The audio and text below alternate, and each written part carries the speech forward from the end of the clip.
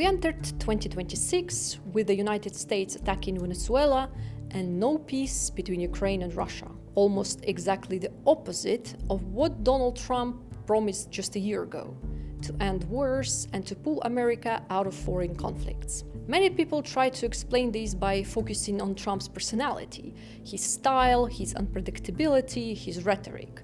But what matters more is something else. The words and action of his administration follow the same logic, a populist one.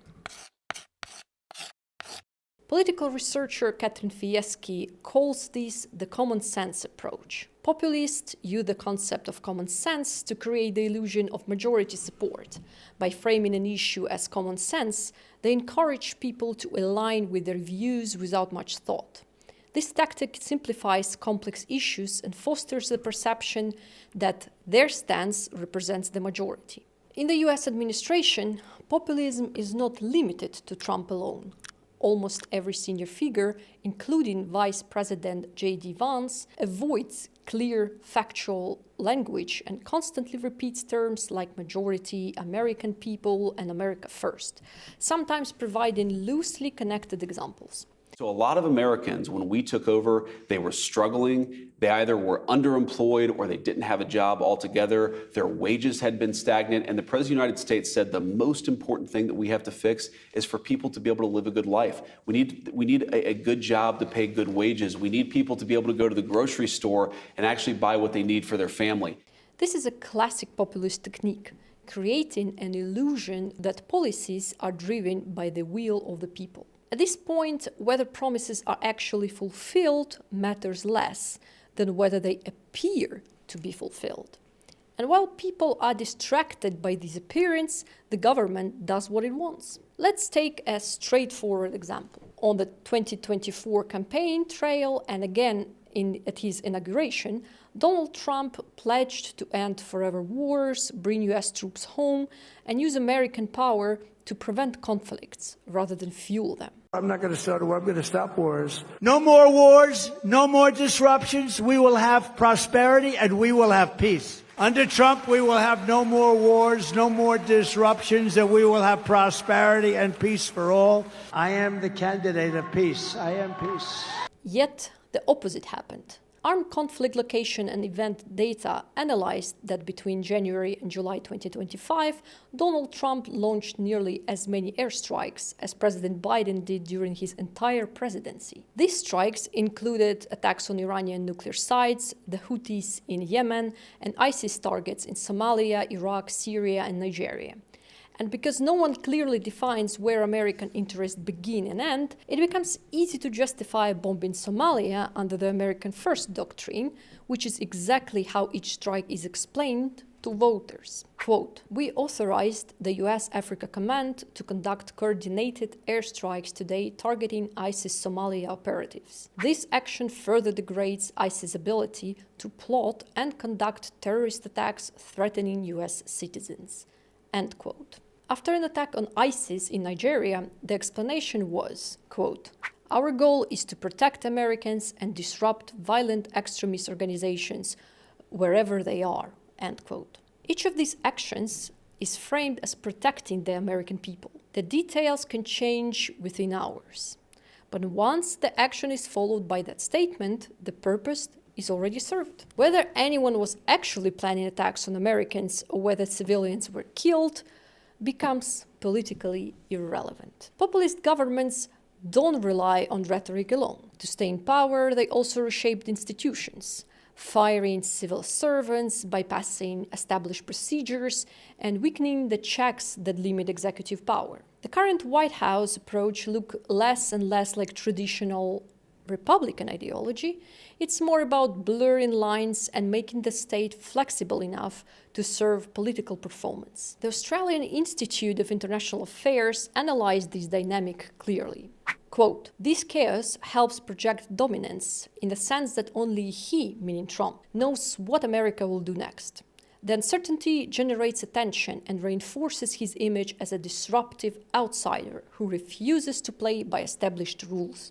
End quote. One of the blueprints of this new political reality is the US National Security Strategy, published in November. It's built around identity, grievance, and an abstract majority, and reads more like a campaign speech than a strategy. It marks a sharp break from decades of US policy based on alliances and clear distinctions between friends and foes, effectively turning populist thinking into state policy. And we're already seeing this strategy in action. The first example is Venezuela. In the national security strategy, Washington defines the Western Hemisphere as its primary focus, meaning North and South America and surrounding waters are presented as the US sphere of interest. This is what the strategy says. The United States must be preeminent in the Western Hemisphere as a condition of our security and prosperity, a condition that allows us to assert ourselves confidently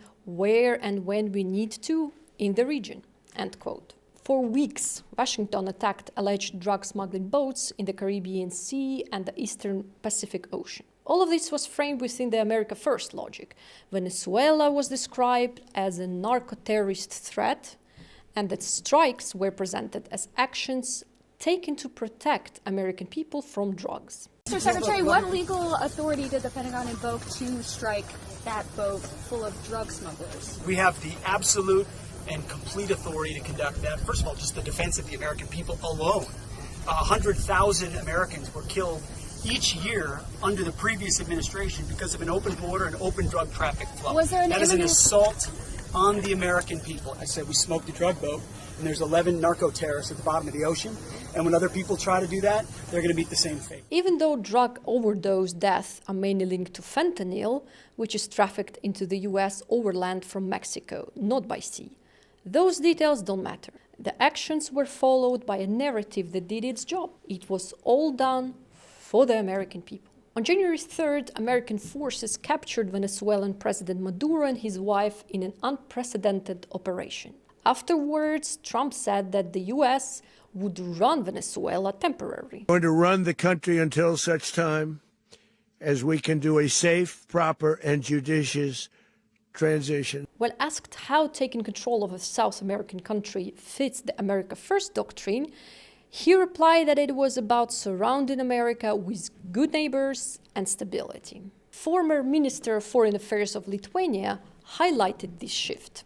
Quote, Trump's action in Venezuela might seem inconsistent when compared with his showers of affection for an equally bad dictator in Belarus. But in fact, he is very consistently implementing the national security strategy of the United States, just as he promised. Prepare accordingly. End quote. This matters for Europe because the same strategy treats Europe not as an ally, but almost as an adversary. Russia, meanwhile, is described as a partner with whom relations should be re-established. North Korea is not mentioned at all. China, meanwhile, remains the competitor, but mostly in economic and technological terms. At the same time, the White House claims Europe is subverting democratic processes and suggests that US might intervene if it disagrees with Europe's trajectory. The same populist logic of the majority is applied again. Although the language refers to Europeans, it is clearly designed for American voters, implying that the US administration understands European societies better than Europeans themselves. Quote, a large European majority wants peace. Yet that desire is not translated into policy in large measure because of those governments' subversion of democratic processes. End quote. In reality, even far-right voters in Europe show limited enthusiasm for Donald Trump. According to polls done by Politico, in France, around 75% of supporters of Marine Le Pen's far-right party National Rally have a negative, very negative, or no opinion of Donald Trump. Among the general population of France, around 89% hold the same views. This shows how the same populist logic is applied externally, speaking in the name of the majority while ignoring the societies actually being discussed. Another example is how the Trump administration describes European laws for domestic audiences, unfamiliar with the European system. In his infamous speech at the Munich Security Conference, Vice President J.D. Vance referred to the cancellation of elections in Romania as European democratic failure. Now, we're at the point, of course, that the situation has gotten so bad that this December, Romania straight up canceled the results of a presidential election based on the flimsy suspicions of an intelligence agency and enormous pressure from its continental neighbors. In reality, a decision to cancel elections was taken after confirmed Russian interference via social media platforms that violated Romanian electoral law. Vance spoke about social media platforms not as private American or Chinese companies, but almost as if they were internationally recognized democratic institutions and safeguardians of free speech, ignoring the extensive European debate on how these platforms undermine democracy. For example, Elon Musk's X has already received fines from the EU for breaking European laws. Under Trump's leadership, the US administration increasingly tells European leaders what their voters supposedly want or reject. It lectures Europe on democracy and civil liberties while often misunderstanding or misrepresenting European realities. But for populism, accuracy is secondary. The goal isn't dialogue.